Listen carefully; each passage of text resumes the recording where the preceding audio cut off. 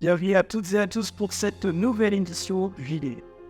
La digitalisation, l'informatique quantique, l'intelligence artificielle, tant de progrès techniques qui peuplent notre monde moderne. Mais comment fonctionne-t-il? Et leur avenir? L'intelligence artificielle est-elle un danger? Chance. Il faut quelques-unes des questions auxquelles nous essaierons de répondre. Ce sera grâce à nos invités dans cette émission. Nous avons maintenant la chance d'accueillir Monsieur Nicolas Van Caneghem, directeur informatique chez Rayonnance depuis 2 ans et ingénieur de formation. Bonsoir Nicolas. Bonsoir.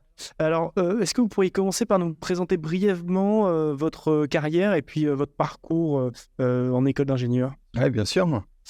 Donc moi, ça fait 25 ans que je travaille dans le monde informatique et j'ai commencé de façon assez classique par une école d'ingénieur généraliste, donc classe préparatoire, école d'ingénieur. Et au niveau de mon école d'ingénieur, j'ai eu différentes possibilités et j'ai été attiré par l'informatique et surtout par la capacité de travailler pour plein de métiers différents en utilisant l'informatique. Et ça m'a permis, au tout début de ma carrière, d'intégrer plusieurs sociétés. Et j'ai fait mes 5 premières années, j'ai fait 5 sociétés différentes, des grandes, des petites. Et c'était intéressant de découvrir le monde de l'entreprise dans différentes structures. Et après ces expériences, j'ai décidé de monter ma société. Et pendant 6 ans, j'ai développé avec un ami une société qui avait pour objectif d'optimiser les prix. Et ça a été une super expérience. C'est monter une start-up, c'est monter tout depuis le départ. C'est une belle expérience. Finalement, la société ne s'est pas développée autant que ce qu'on espérait. Et donc, j'ai décidé d'arrêter ce projet. Et je suis rentré à la Société Générale dans la partie banque d'investissement. Faut savoir aujourd'hui que les banques, c'est des sociétés où il y a énormément d'informaticiens. Donc, par exemple, dans la banque d'investissement de la Société Générale, c'est plus de 7000 informaticiens qui travaillent. Et je crois qu'on est plus de 20 000 à travailler dans tous les domaines de la Société Générale. Et donc, ça a été une expérience très enrichissante et j'ai eu différentes vies au sein de la Société Générale, comme responsable d'équipe, directeur de programme, et à la fin, comme responsable de pôle, où j'ai pu diriger une centaine de personnes, mais toujours avec un focus autour de l'informatique. Donc après 15 ans à Société Générale, je me suis dit que je voulais retrouver une société à taille plus humaine. C'est pour ça que j'ai eu l'opportunité de rentrer chez Rayonnance, qui est une société spécialisée dans la digitalisation des processus et dans le développement de solutions mobiles. Donc ça m'a intéressé parce que ça permettait de voir des problématiques très opérationnelles dans la vie de tous les jours et d'avoir un rapport plus direct avec les clients. Donc, comme vous l'avez expliqué, vous supervisez une équipe d'informaticiens. Tout à fait. Et donc, vous êtes au cœur de cette nouvelle révolution qui est l'IA. Alors, est-ce qu'au quotidien, vous l'utilisez et est-ce qu'elle améliore la qualité de travail informatique? Alors, je pense qu'on est au tout début de cette révolution. Il y a des sociétés qui sont plus avancées et donc il y a plein de façons de l'utiliser. Nous, on l'utilise effectivement dans le développement, surtout comme une aide. Il y a des outils comme Copilot que fournit Microsoft, où ça va vous permettre de demander à l'intelligence artificielle de développer des morceaux, de vous aider à corriger certaines choses, à réécrire, mais de façon plus efficace le programme. Mais à chaque fois, là, c'est des choses assez dirigées. Donc ça, on peut le faire en informatique, on peut le faire lors de réunions où on a une intelligence artificielle qui retranscrit toute la réunion et qui propose une synthèse. Donc pour faire des comptes rendus, on gagne du temps. Est-ce que ça améliore le travail au quotidien? Oui, ça nous permet d'aller un peu plus vite. Mais au fait, aujourd'hui, quand on fait de l'informatique, on se rend compte que la principale problématique, c'est de comprendre ce qu'attend le client, ce qu'attend l'utilisateur qui est en face de vous. Et souvent, c'est d'arriver à trouver la meilleure solution pour le problème qu'il rencontre ou les problèmes qu'il rencontre. Et ça, aujourd'hui, une intelligence artificielle ne sait pas faire ce travail-là. Aujourd'hui, nous, dans nos projets qui peuvent être un peu longs, les principaux écueils qu'on rencontre, c'est qu'au fait, on a mal retranscrit le besoin d'un client, on a mal compris, et donc on va lui livrer une première version d'un logiciel Et le client va lui dire, mais non, c'est pas ça que je veux. Parce qu'en fait, il s'est mal exprimé pour plein de raisons. Et ça, c'est la principale complexité aujourd'hui dans l'informatique appliquée. Ouais. Si on peut comparer ça à l'informatique plus technique, par exemple, où c'est l'informatique où on va gérer du big data, on va gérer du cloud. C'est des outils informatiques pour de l'informatique.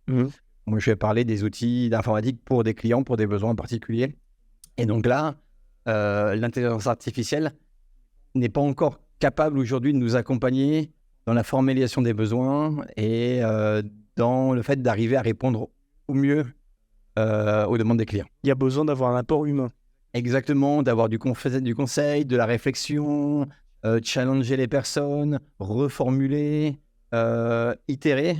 Et tout ça, aujourd'hui, les intelligences artificielles ne savent pas encore le faire. Mais malgré cette limite, est-ce que ça a quand même un impact sur le monde du travail dans la mesure où on a des postes de moins en moins pourvus dans certains domaines particuliers de l'informatique notamment?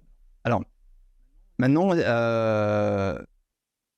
quand on parle de l'informatique, quand on parle d'ingénieur, en général, c'est un travail plutôt à valeur ajoutée, avec de la réflexion. Et là, généralement, les intelligences artificielles, elles ne viennent pas remplacer les personnes. Même si on peut voir certaines sociétés qui proposent aujourd'hui des développeurs intelligence artificielle viennent pour remplacer un vrai développeur. Mais je pense que c'est encore au balbutiement. En fait, aujourd'hui, ces nouveaux outils vont surtout nous aider à faire des tâches répétitives ou des tâches à faible valeur ajoutée. Par exemple, dans la finance, je me rappelle, moi, d'une intelligence artificielle qu'on a mis en place. L'idée, c'était de proposer aux clients des stratégies d'investissement. C'est un client qui a un peu d'argent, on peut lui proposer d'investir dans de l'immobilier, dans des actions. Et donc, l'intelligence artificielle, en fonction du profil du client, était capable de générer une proposition et de l'écrire souvent mieux qu'un conseiller. Oui. Parce qu'il y avait moins de fautes d'orthographe. Et autre chose qui était intéressant pour la banque, c'est qu'on pouvait justifier les règles qu'avait utilisé l'intelligence artificielle pour proposer. Sinon, on peut de temps en temps se faire condamner parce qu'on lui a proposé de prendre des produits à risque. Et ensuite, lui, il est perdant. Là, avec une intelligence artificielle, on sait expliquer pourquoi on a fait ces propositions. Donc, sur ce type de traitement répétitif, parce que si vous avez 1000 clients, c'est les mêmes règles que vous allez appliquer. Là, il y a un vrai intérêt, et c'est là où on voit que de plus en plus de métiers, alors à faible valeur ajoutée, vont peut-être disparaître. D'une certaine façon, un peu comme au début du XXe siècle, avec l'autonomisation des chaînes de production. Exactement, même principe. Tout à fait. Et c'est là où, à un moment, effectivement, que ce soit de la robotique ou que ce soit de l'intelligence artificielle, effectivement, il y a des métiers qui risquent de disparaître, mais je pense que ça doit nous permettre, de nous concentrer sur des choses à plus forte valeur ajoutée. Attention, il y a toujours un écueil à ça.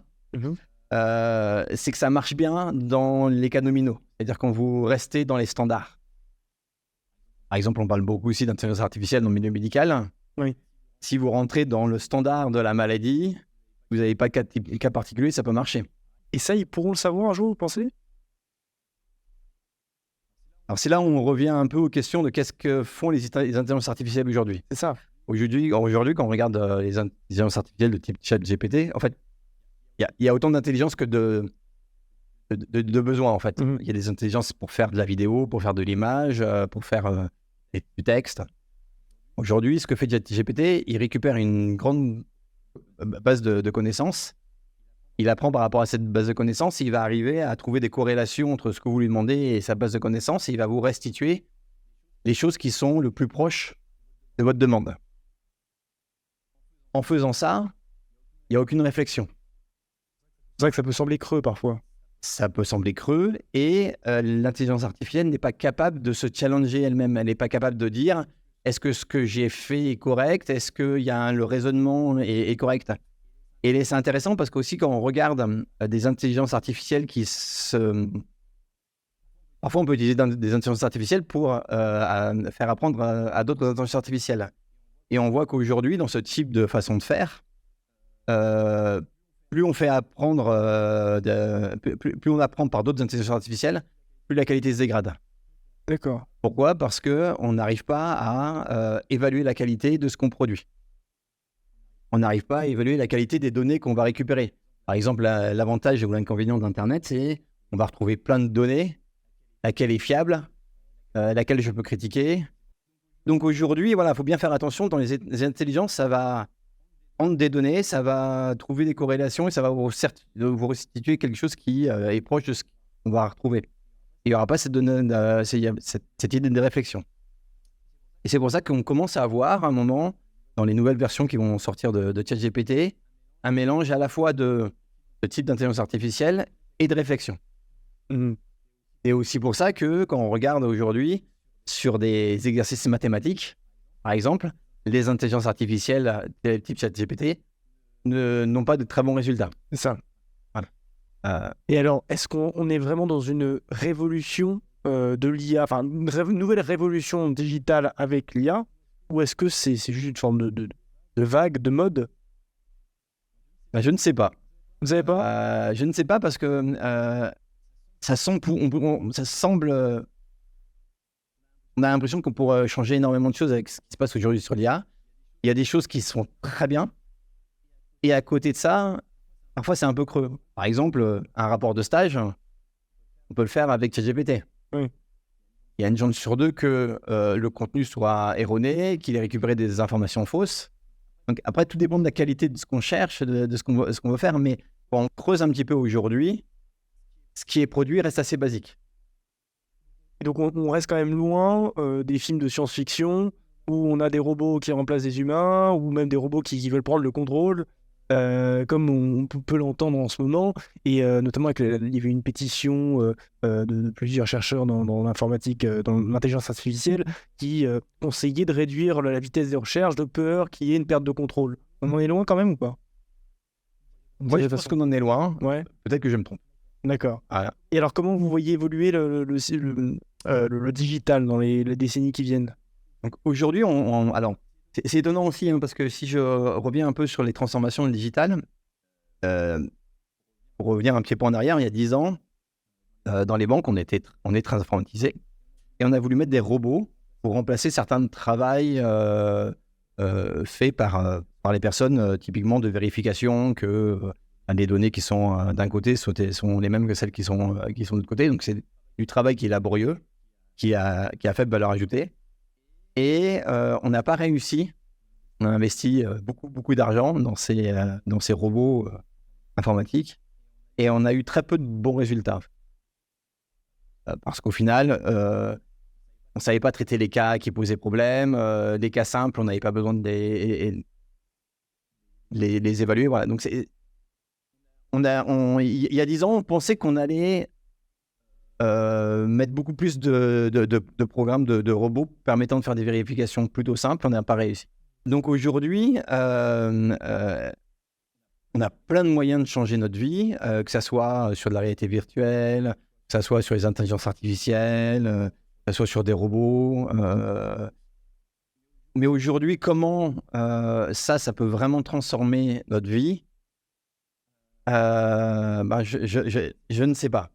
Ce que je pense qu'aujourd'hui, la voie moi, que je trouve intéressante, ça va être des outils qui doivent nous aider qui doivent aider nos actions. C'est-à-dire qu'à un moment, on va gagner si on va avoir des aides à la décision, des aides à la réflexion. Par exemple, si vous avez une lunette et que vous êtes capable, à un moment, de chercher automatiquement des informations, vous allez gagner du temps.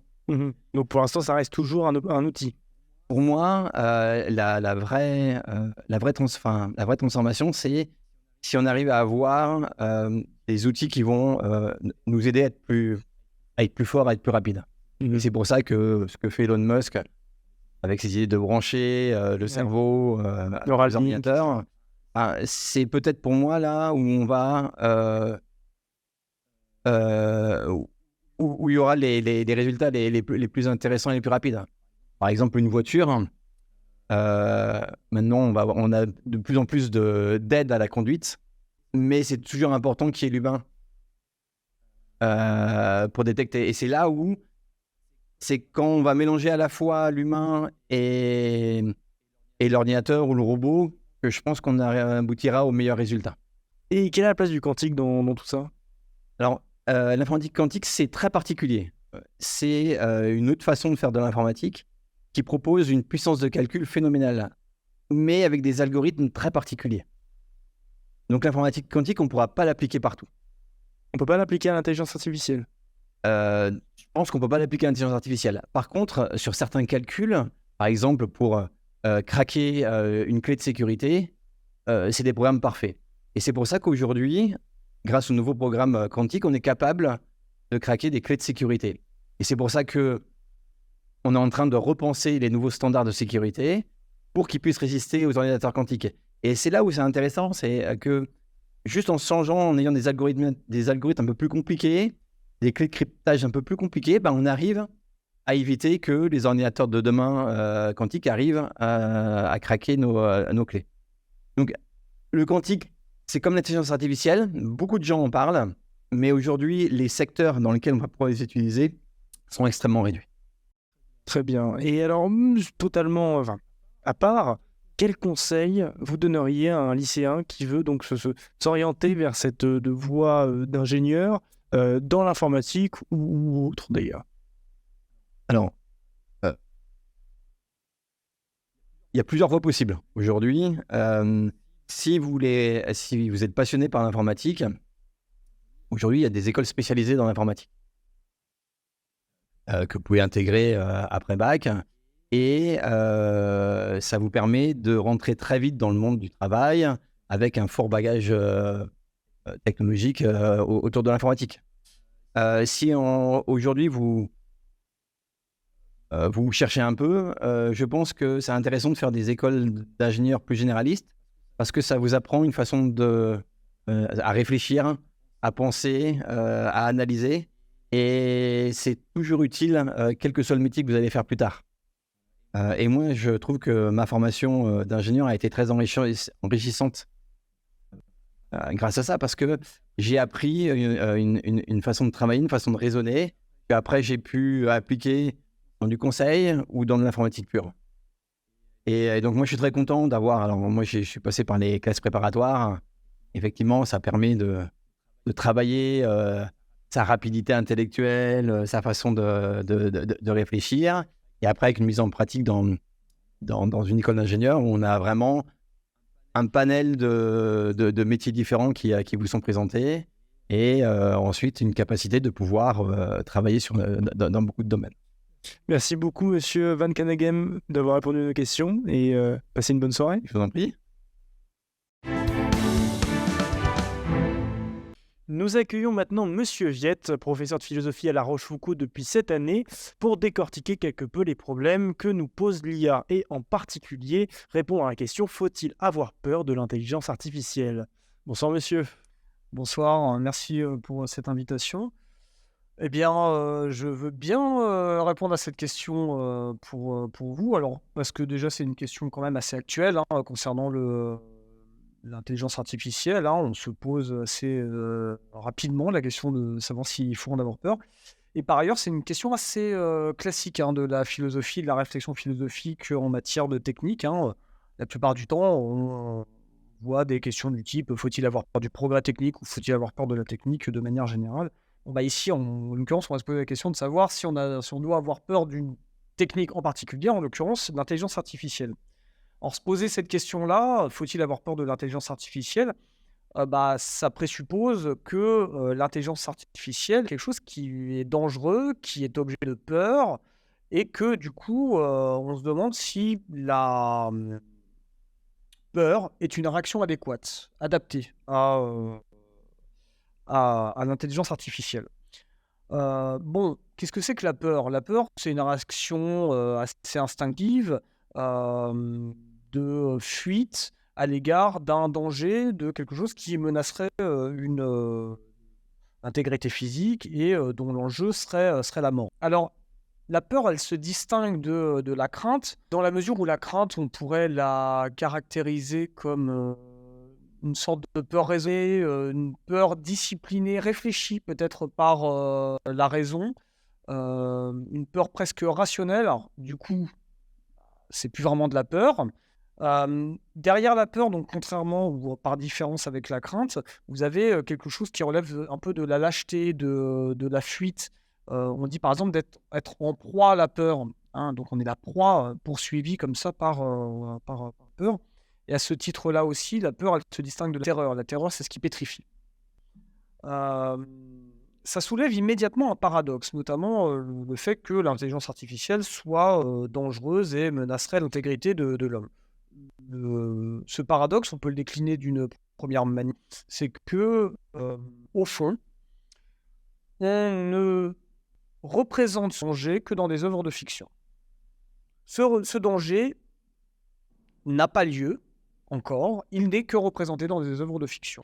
On peut prendre par exemple dans les nouvelles de Isaac Asimov, on peut prendre je sais pas moi, Skynet dans l'œuvre de James Cameron Terminator, l'ordinateur de bord HAL dans 2001 Odyssée de l'espace. Donc d'une part, et d'autre part, ce paradoxe il tient aussi au fait que, eh bien, pour le moment, l'intelligence artificielle n'a fait que contribuer à plutôt améliorer l'existence des hommes, voire même à augmenter leur puissance d'agir, les préserver. On peut penser par exemple à l'optimisation et l'amélioration des diagnostics médicaux, à l'optimisation des flux de trafic routier, qui assure davantage de sécurité. Mais donc la peur de l'IA serait purement serait fictive en fait, un peu à la façon de la peur des requins établie par les Dents de la Mer, ce genre de choses. Oui, sauf que les requins mordent vraiment. Oui. Mais non, là en l'occurrence, alors, si on peut lire un peu la métaphore, l'IA ne mord pas. Alors la question c'est, est-ce qu'elle ne mord pas encore? Mais en tout cas, si on est sur les faits actuels, elle est représentée comme menaçante, mais cette menace n'est pas encore avérée. Alors on a un deuxième paradoxe aussi qui s'impose à nous, c'est que on devrait avoir une réaction de peur, qui est une réaction proprement aliénante, oui, c'est ça qui est proprement aliénante, qui n'est pas une réaction libre, à l'égard de quelque chose qui a été causé librement par l'intelligence humaine. C'est-à-dire que nous décidons de créer des outils, des techniques, et en l'occurrence ici, une intelligence artificiellement bâtie. Et donc, cet acte libre générerait, devrait recevoir plutôt, une réaction aliénée et non libre. On pourrait encore pousser ce paradoxe un peu plus loin, c'est que l'intelligence artificielle est une technologie qui fait donc partie de la grande famille des techniques, et originellement, le développement de techniques est motivé par la facilitation de la survie humaine, et ultimement même par l'amélioration des conditions d'existence de l'homme. Il paraît quand même étrange que une solution motivée par des moyens plus efficaces pour nous améliorer notre existence, en tout cas pour la préserver, finalement s'avère générer une menace contre nous-mêmes. Voilà donc pour les paradoxes posés par cette question. Et il semble, à première vue, que il n'a pas trop lieu de se la poser, en fait, cette question. L'intelligence artificielle n'entraîne pas le besoin d'en avoir peur. Ça se défend pour une simple et bonne raison, c'est que, en tant qu'elle est artificielle, cette intelligence artificielle, elle est donc créée par l'art humain, par la technique humaine. À ce titre, comme elle est un artefact, comme tout artefact, elle aurait très bien pu ne pas être. On aurait très bien pu décider de ne pas la faire advenir dans l'existence. Ainsi, pour reprendre un peu des expressions aristotéliciennes, le principe de l'existence de l'artefact, et en l'occurrence ici de l'intelligence artificielle, ne réside pas en l'artefact lui-même, mais dans le producteur, qui donc décide de l'amener à l'être. de l'amener à l'existence. En outre, et je poursuis encore un peu avec Aristote, dans un passage, un paragraphe quand même tout à fait surprenant du début des Politiques, Aristote suggère que si les outils, si les instruments étaient dotés d'autonomie, alors cela libérerait les hommes du travail. En l'occurrence, on n'aurait plus besoin d'esclaves. L'esclavage avait cours à l'époque d'Aristote, mais si on avait affaire à des machines autonomes, alors ces machines nous libéreraient du travail. Ainsi, on voit bien que l'intelligence artificielle, non seulement nous décidons de la produire, mais en plus, elle a la capacité de nous libérer d'un certain nombre de tâches qui, au contraire, nous aliéneraient. Enfin, l'intelligence artificielle, elle est presque comme son nom l'indique, construite sur le modèle humain. C'est le modèle de l'intelligence humaine qu'on bâtit artificiellement.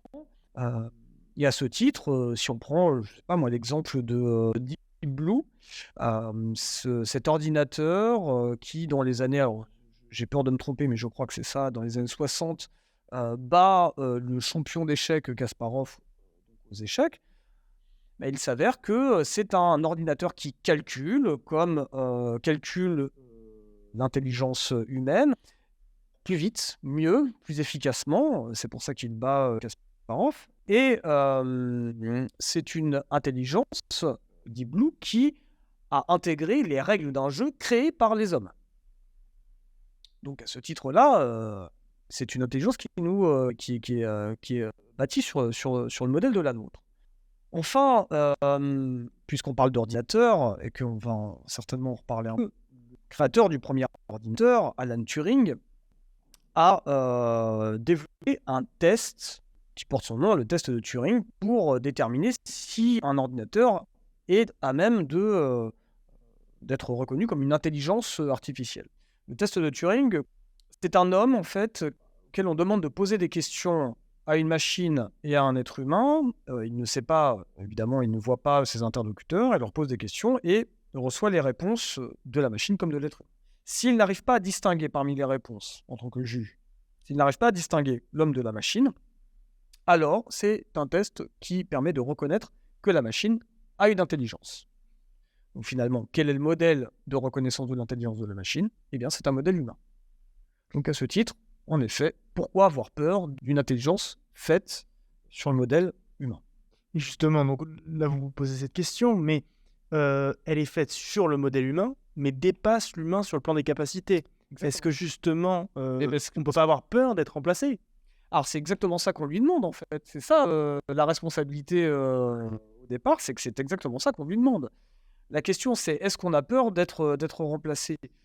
Pour l'instant, nous ne sommes pas remplacés. On a des joueurs d'échecs battus et ça génère très certainement une blessure narcissique chez eux.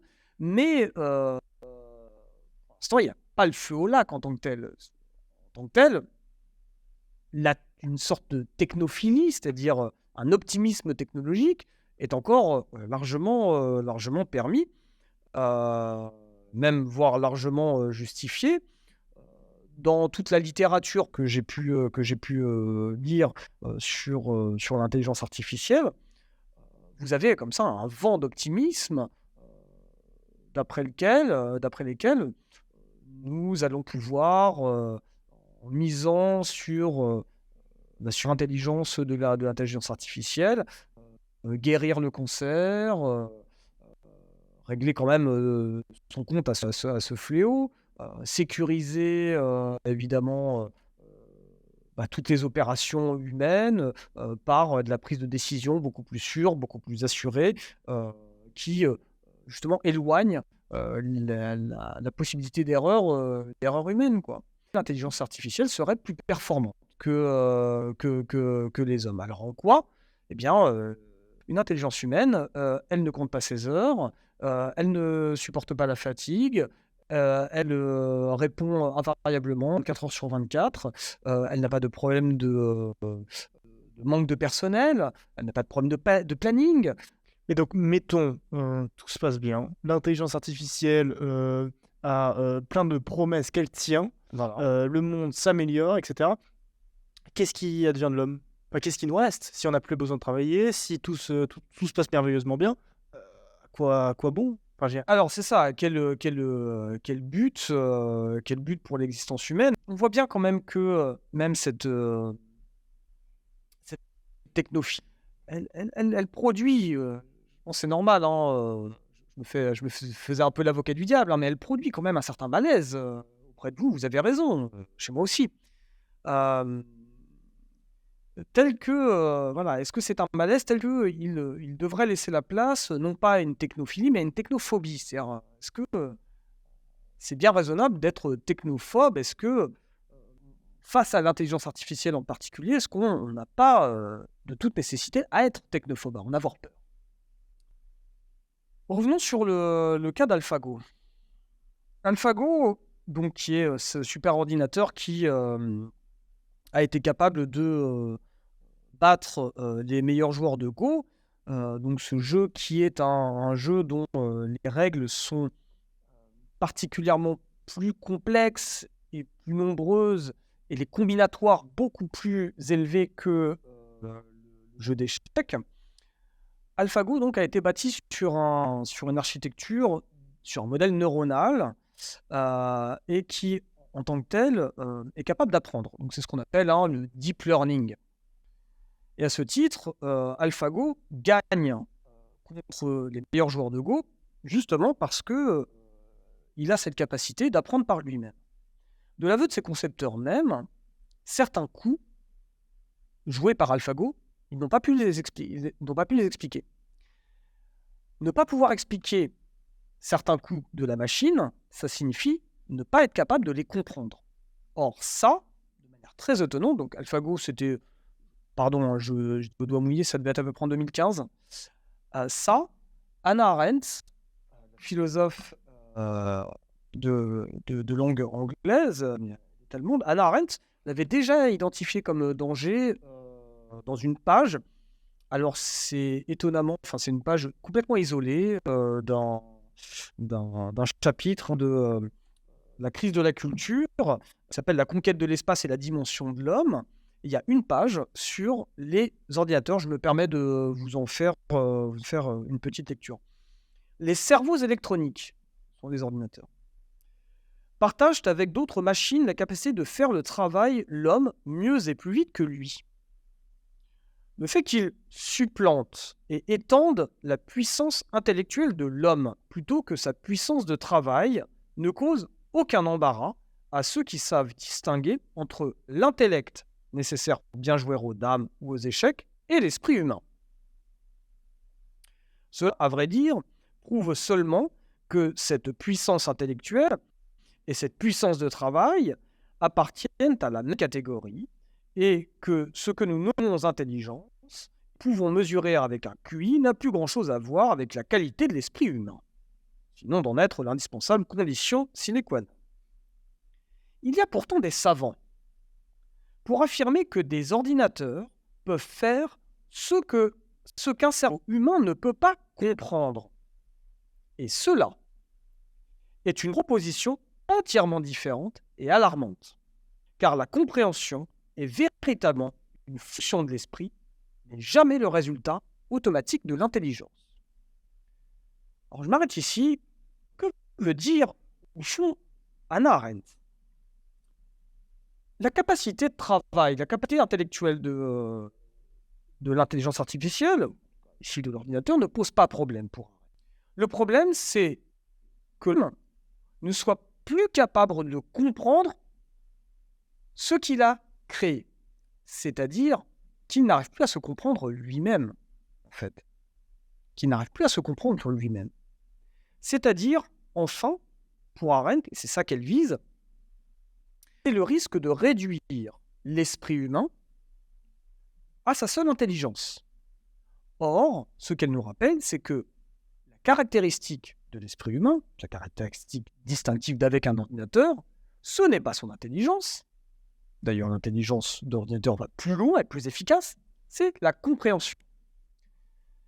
C'est la compréhension de ce que l'ordinateur fait. AlphaGo ne comprend pas ce qu'il fait.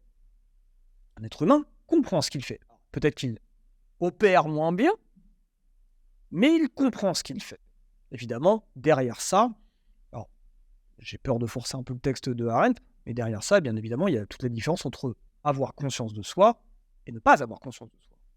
À ce titre-là, ce qu'elle pointe comme danger, c'est quand elle dit il y a des savants comme ça qui disent voilà, que l'ordinateur fait des choses que l'homme n'est pas capable de comprendre et qu'elle décèle derrière ça une sorte d'admiration ou de fierté. On arrive à faire un truc qui ne comprend pas trop ce que ça fait, c'est intéressant. Mais non, c'est pas du tout intéressant en fait. Parce qu'il y a un danger qu'elle décèle derrière ça. Ce danger, c'est celui de réduire l'esprit à l'intelligence.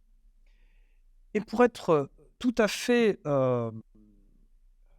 honnête, je vais un peu donner mon avis, mais pour être tout à fait honnête avec vous, j'ai retiré un drôle d'impression de mes lectures de la littérature sur l'intelligence artificielle en préparant cette émission. Quelque chose qui dépasse la technophilie, qui, je pourrais peut-être l'appeler ça, mais je ne sais pas, c'est un néologisme, la technolatrie, être idolâtre à l'égard de la technologie, et qui, me semble-t-il, fait que il y a une erreur logique qui est commise dans le discours qui est porté sur l'intelligence artificielle. Ce qu'on appelle une pétition de principe. C'est-à-dire qu'en fait, on admet les conclusions de ce qu'on veut démontrer dans les prémices. Certains auteurs parlent de l'intelligence humaine et de la pensée humaine dans des termes computationnels. On parle de la cognition en termes computationnels. La computation, c'est le calcul. Et à ce titre, bien évidemment, que en pensant, concevant ou en parlant de la pensée en termes computationnels, ils sont amenés à dire, bah oui, évidemment, l'intelligence artificielle, l'intelligence de l'ordinateur, puisqu'elle est computationnelle, est semblable à une intelligence humaine, puisque l'intelligence humaine, la pensée humaine, est pensée dans des termes de calcul. Ce à quoi elle ne se réduit pas. Autre point qui peut être abondé dans le sens de technophobie, en tout cas d'une prudence à l'égard de l'intelligence artificielle, c'est la capacité de décision. La capacité de décision. Donc, par exemple, d'embarquer un agent décisionnaire, intelligent et artificiel, dans, par exemple, les voitures autonomes. La question des décisions, notamment en matière pratique, c'est-à-dire en matière d'action, a été refondue il y a quelques années dans un nouveau terrain dans la philosophie éthique, à partir des dilemmes moraux, et en l'occurrence, un dilemme très connu qui s'appelle le dilemme du tramway. Donc c'est le tramway qui est lancé sur des rails, qui s'oriente vers une branche, et sur chacune des voies, sur une voie, vous avez 2 vieillards, par exemple, et sur l'autre voie, vous avez un enfant, et pour l'instant, l'aiguillage oriente vers l'enfant. Donc la question, dilemme moral, en fait, ici posé, c'est vous ne pouvez pas arrêter le tramway, mais par contre, vous avez un pouvoir sur l'aiguillage, soit orienté vers les 2 vieillards, soit orienté vers l'enfant. Que faites-vous ? Un homme serait évidemment bien en peine de déterminer ce qu'il faudrait faire. Face à une situation semblable, comment doit-on programmer une voiture ? Comment doit-on programmer l'intelligence artificielle pour qu'elle puisse faire adopter la bonne décision ? Déjà, il faudra régler un premier problème. Il faudra régler le problème suivant, insoluble, qui est de déterminer des valeurs morales communes. Donc on s'accorde par exemple à dire, oui, à chaque fois, on sacrifie les personnes âgées plutôt que les enfants. À ce titre-là, la personne âgée, en effet, elle est au crépuscule de sa vie, l'enfant a toute la vie devant lui, etc. Ok, soit. Mais si, par exemple, on rendait, ce qui est de l'ordre, après tout, du possible, si on rendait la machine capable d'évaluer si, par exemple, on a affaire à deux vieillards qui sont des chercheurs encore actifs et qui contribuent, par exemple, à guérir des maladies infantiles. Et de l'autre côté, que, en vertu de d'un certain nombre de déterminismes sociaux qu'on peut relever avec, voilà, avec une relative certitude, probablement que l'enfant va devenir un délinquant ou un criminel. Est-ce que, du coup, il s'agirait de permettre à la machine d'analyser, d'avoir une telle connaissance de son environnement qu'elle pourrait trancher justement ses choix? À ce titre-là, il y a fort peu à croire que on puisse se satisfaire de ce que, invariablement, une voiture autonome écrase les personnes âgées et épargne les jeunes gens. Du coup, est-ce qu'il s'agit de programmer l'intelligence artificielle embarquée dans la voiture, semblablement à Lyon, c'est-à-dire grosso modo choix quasiment aléatoire, puisque finalement un homme dans cette situation-là, dans l'urgence, parlerait au mieux. Mais est-ce que c'est ce qu'on attend de la machine, qu'elle part au mieux? Non, on attend qu'elle prenne de meilleures décisions que nous. Du coup, quel besoin d'avoir un véhicule autonome? Alors, je donne mon intuition. Je ne crois pas que ça sera demain la veille qu'on se retrouvera en effet avec une circulation, notamment en ville, avec des véhicules autonomes. Je pense que, au mieux, ce qu'on pourra faire, c'est une sorte de tramway amélioré. Ça pourrait éventuellement marcher sur des autoroutes, c'est-à-dire sur un cadre très cadré pour le coup, quasiment avec des rails, en fait, hein, car ça ressemblera à des rails. Justement, est-ce que c'est pas ce qui nous fait peur, ce rapport avec la morale qu'ont les machines, qui n'est pas le même que celui qu'a l'homme avec la morale? C'est-à-dire que la machine est purement rationnelle de base. Est-ce que c'est pas ce point-là précis qui nous inquiète? De fait, la question, elle se pose et c'est exactement ce vers quoi la réflexion doit aller. La question, elle se pose, est-ce que, bien sûr, on attend de l'intelligence artificielle qu'elle soit rationnelle, mais dire que ça sera au risque qu'elle soit cruelle, c'est porter un jugement moral sur elle et c'est lui demander de juger moralement. Question, est-ce qu'on peut programmer un jugement moral? Manifestement, nous sommes... ça reste... La question de la détermination morale de nos actions reste un problème pour l'homme lui-même, donc c'est quelque chose qui n'est pas résolu. 2, c'est bien l'homme qui programme la machine, donc il va avoir du mal à programmer quelque chose que lui-même ne peut pas, n'arrive pas à trancher ou comprendre. 3, on ne peut pas dissocier raisonnablement la morale d'une forme de sensibilité morale. Or, la machine, elle n'est pas sensible, elle n'a pas d'émotion. Elle peut feindre des émotions, mais ce n'est pas ça, avoir des émotions. Donc, quelque chose qui n'a pas de sentiment moral peut-il agir moralement? Est-ce que c'est pas aussi le risque de donner trop de capacité à cette intelligence au point où elle pourrait s'indigner et justement même prendre conscience, genre comprendre ce dont vous parliez tout à l'heure avec Hannah Arendt, et prendre conscience de son état et avoir des velléités telles que sont les velléités humaines, de la liberté, le bonheur, ce genre de choses? Alors bien sûr, c'est exactement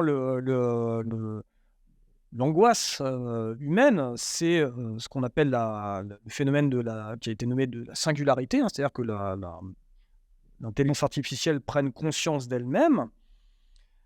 En effet, il faut reconnaître un point qui doit alerter la réflexion sur l'intelligence artificielle, c'est que c'est vrai que l'homme est un homo faber, pour reprendre l'expression de Bergson, hein, du philosophe du début du XXe siècle, Bergson, c'est-à-dire un homme qui essentiellement fabrique et essentiellement un être technique qui produit de la technique. Avec l'intelligence artificielle, on passe un cap en fait. C'est celui de passer de l'homo faber à l'homo deus, c'est-à-dire à l'homme qui se prend pour Dieu. Il y a une scène d'un film récent de Ridley Scott qui s'appelle Alien Covenant. Alors ça parle de Alien, mais en fait c'est pas un film sur la créature de l'espace bien connue Alien. C'est un film en fait sur l'intelligence artificielle. C'est le virage pris par Ridley Scott volontairement. La scène d'ouverture de Alien Covenant est à ce titre-là absolument géniale.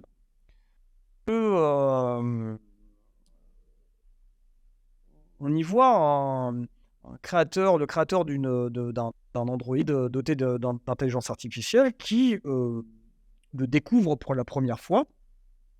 Et vraiment dans le décor très épuré, on trouve que des objets de l'art en général. Une chaise de designer, vous avez une sculpture artistique et puis un piano. Bien évidemment, l'androïde fait partie de ces créations humaines. On a l'homo faber et en fait, on va voir l'homo deus, c'est-à-dire l'homme en tant qu'il crée, comme Dieu, un être à son image, c'est-à-dire intelligent comme lui. Donc là, on dépasse en fait le simple outil technique qui peut être fait de manière intelligente, mais qui n'est pas lui-même intelligent. Là, on a affaire à quelque chose qui est à l'image de Dieu, à l'image, lapsus révélateur, à l'image de l'homme, lui-même créature de Dieu, à l'image de Dieu. Et l'androïde demande comment il s'appelle. Son créateur lui dit trouve-toi un nom. Il s'approche de la statue et il s'avère que c'est la statue de David. Et vous avez un plan magnifique où en fait vous voyez l'androïde devant la statue qui est mise en scène de manière à ce qu'on ne voit pas sa tête, comme si sa tête était coupée. La tête existe, mais juste on ne la voit pas. Et on voit donc les deux créations l'une face à face. Et en fait, il s'agit de la même chose, sauf que la différence, c'est que l'une a une tête, c'est-à-dire une intelligence, l'autre, non. Et donc, l'androïde s'appelle David. À un moment donné, l'échange est très intéressant entre David et son créateur, et David demande à son créateur « Allow me then a moment to consider.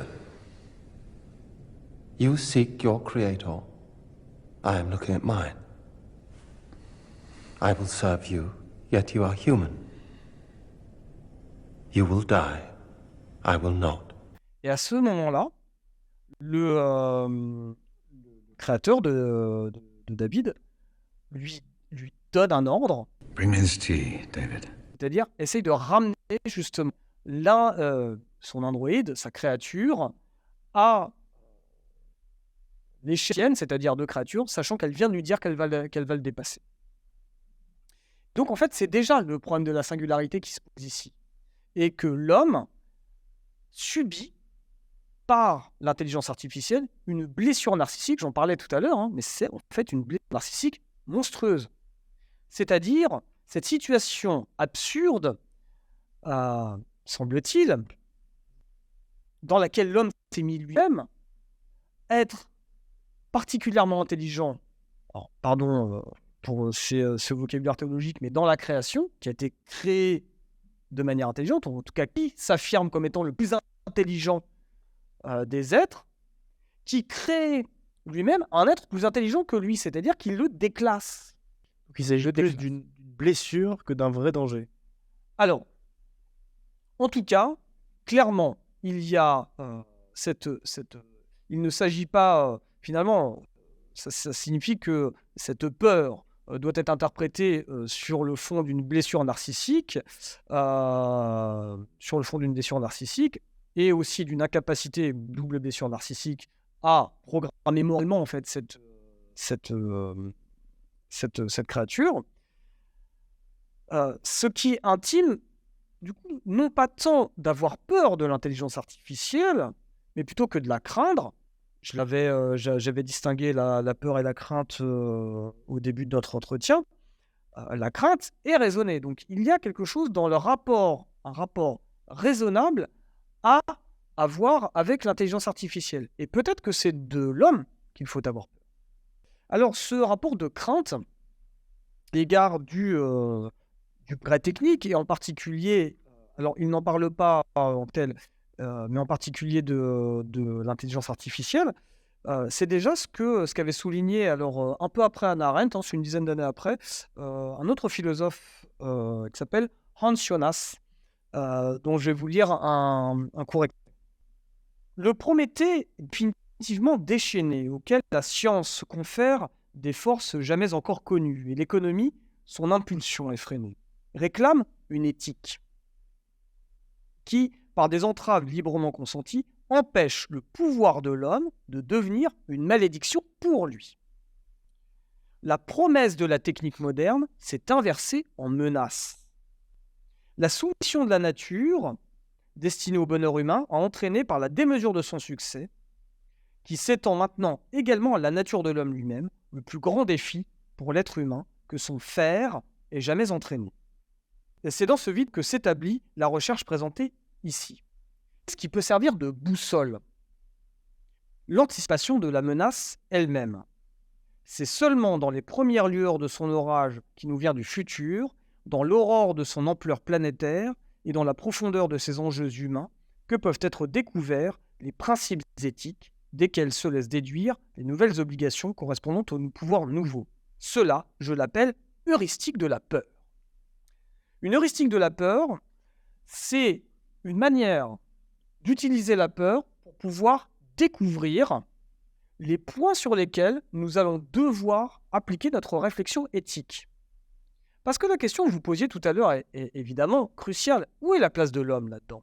J'ai envie de dire même d'ailleurs, puisque c'est mon domaine, où est la place de la philosophie là-dedans ? Elle est dans la réflexion éthique sur l'usage, voire même la programmation de l'intelligence artificielle. Et à ce titre, Isaac Asimov, qui a écrit nombre de nouvelles sur les robots, a bien pointé ce problème-là avant Hans Jonas, en listant 3 lois de la robotique. La première, c'est que un robot ne doit pas porter atteinte à une vie humaine. La deuxième loi, c'est qu'un robot, l'intelligence artificielle doit impérativement obéir à l'homme, sauf si cette obéissance contrevient à la première loi, c'est-à-dire menacer l'existence humaine. Enfin, troisième loi, un robot, une intelligence artificielle, a le devoir de se conserver soi-même, sauf si cela va à l'encontre du premier point ou du deuxième point, de la deuxième loi. En d'autres termes, le constat est toujours le même. Et là encore, je me référais à la littérature que j'ai pu éplucher sur le sujet. Il n'y a pas lieu, si vous voulez, d'avoir peur de l'intelligence artificielle. Il s'agit de concevoir des intelligences artificielles dites amicales, c'est-à-dire compatibles, en fait, avec des exigences morales humaines. Question, comment est-ce qu'on va les caractériser ? Et c'est là que ça reste la tâche et de la philosophie et des hommes dans les années qui viennent. C'est très bien. Merci beaucoup, monsieur, pour ces explications. Et nous essaierons de répondre à cette question au cours des années qui viendront. Bon courage. Je m'y attellerai aussi. Bonne soirée. Merci beaucoup. Bonsoir Gaspard. Bonsoir Nicolas. Ce soir, tu vas nous parler de télévision et en particulier des canaux de TNT. Oui, car vous ne le savez peut-être pas, mais les fréquences de la télévision sont la propriété de l'État, qui les exploite gratuitement pour les chaînes de télévision. En contrepartie, les chaînes s'engagent à respecter certains critères définis par la loi Léotard de 1986, tels que le respect de l'expression pluraliste des courants de pensée et d'opinion, ou bien des règles déontologiques comme le respect de la dignité humaine, la lutte contre les discriminations ou l'honnêteté et l'indépendance de l'information. le respect de ces règles étant surveillé par l'ARCOM, ex-CSA. Donc ça veut dire que l'État contrôle ce que disent les chaînes de télévision. Est-ce que ça ne s'apparenterait pas à une forme de censure? Eh bien non. Tout d'abord, l'ARCOM est théoriquement une autorité indépendante, même si ses membres sont nommés par les présidents et présidentes de la République, de l'Assemblée nationale et du Sénat. Mais ensuite, il faut bien garder en tête que le nombre de chaînes de télévision et aussi de radio est limité, et donc que chaque chaîne doit respecter le pluralisme au sein de son antenne.